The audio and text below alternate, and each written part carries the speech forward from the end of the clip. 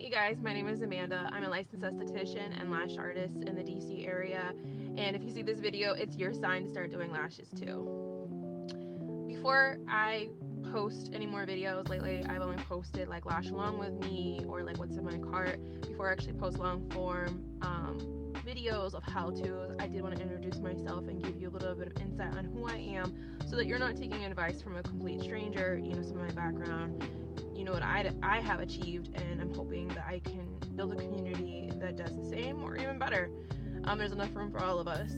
I just want to say that if anyone in your immediate circle is telling you that you shouldn't do it, unless it's also if beauty is their passion and they're telling you not to do it, I don't think that you should be taking advice from them, because if that was their passion, they would tell you to go for it too. They would be pushing you too. But because it's not their passion, they're not going to agree with you either pursuing something that they don't know about, they don't care about.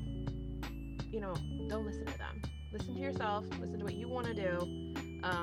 Don't look for a cheerleader. Don't look for someone to motivate you. You have to motivate yourself. For me, when I did it, I was in esthetician school and I was taking a lash class at the same time. Nobody asked me how school was doing. Nobody asked me about, how's school going? What class am I taking? What am I learning? None of that. But guess what? Every time I'm in a family event or gathering or friend gathering, guess what they're asking me? They're asking me, how's my business doing? Are you busy? How's it going? Oh, I saw you painted your store. Things like that. Now people are paying attention. Now people have become cheerleaders kind of like late in the game. I will say the only two people that were really like consistent on checking in with me and were my cheerleaders was my husband, because I just had a baby, and then we were in the middle of the pandemic. I remember he'd be like, go in the room, close the door, and zone in on your work. And he held it down. He held it down a lot. And then I remember my sister, when I finished esthetician school, she sent me a lab coat with my name and it said licensed esthetician underneath it. Anyways, back to the point, a little bit about my story. So I lived in South Carolina and I was in high school. I went to cosmetology school then. And I got in high school and cosmetology school every other day. I was alternating. And I was able to do that for 2 years. My third year, we moved to Virginia. I wasn't able to finish out my third year. The school didn't allow it. So I volunteered for the Naval Clinic as a pharmaceutical tech through the Red Cross at the time. And I just went on through the medical field into that. And I went to phlebotomy school. And I did endocrinology, plastic surgery, cardiology, and then 6 years in primary care. Throughout the time, I was actually doing makeup too. I did some photo shoots. I wonder if I can insert them anywhere in here. And I just knew that beauty was my passion, but the medical field was what was paying the bills. Then I had my son, and he was born December 2019. And of course, I go back to work, and the pandemic is setting in. I started swabbing people who looked very sick, but they weren't coming back with positive flu swabs. So we knew that COVID was making its way, and I bowed out. I decided to literally pursue esthetician school and lashes while doing ride-sharing work in the middle of the pandemic. My husband also lost his job. He's in construction, and obviously everything halted.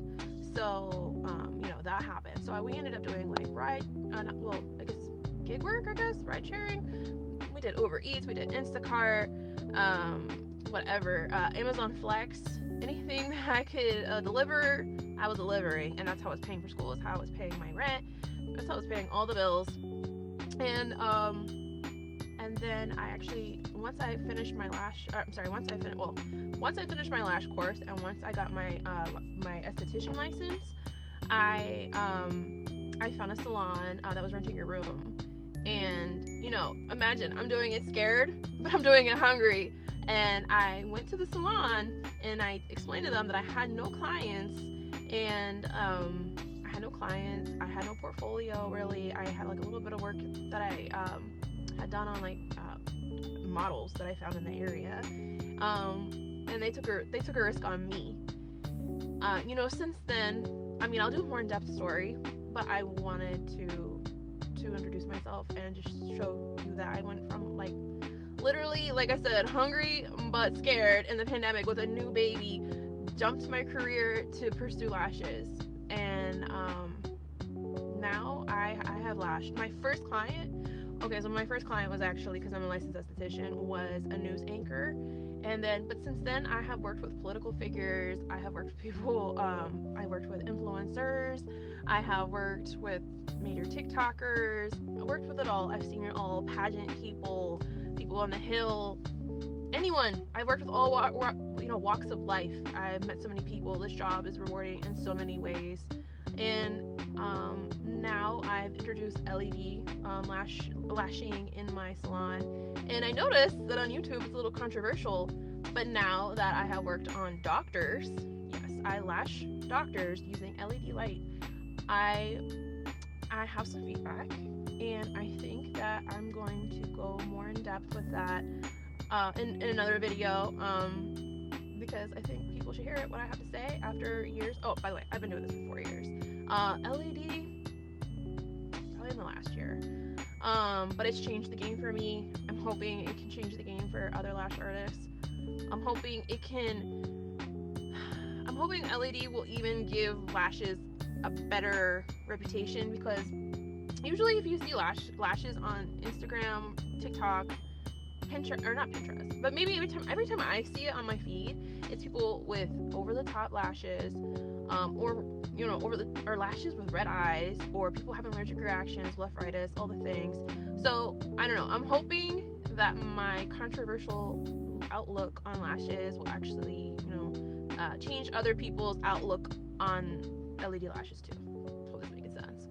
Anyways, please comment, like, and subscribe. I will be making more long form videos. I'll be posting every Sunday. Excuse me. I did get one request already to make a video on how I did my lash bed. I'm still using a regular lash bed. I've layered it up really nice. It heats up. I have supports to put under people. I do not have a hydraulic bed yet. My room itself is a little small, and I'm not going to invest into a chair. Sorry, I can't talk. Into a bigger table or chair until I'm in a bigger space. I'm not saying you need a hydraulic bed, but that's my point. So anyway, next video I plan to post is about how I've done my table and my layout in my room, and then post more how-tos. But anyways, hope everyone's having a good day. It is 2 o'clock on a Wednesday, and I'm on my way to Sephora and pick up my son from the bus stop, and it's actually a working day.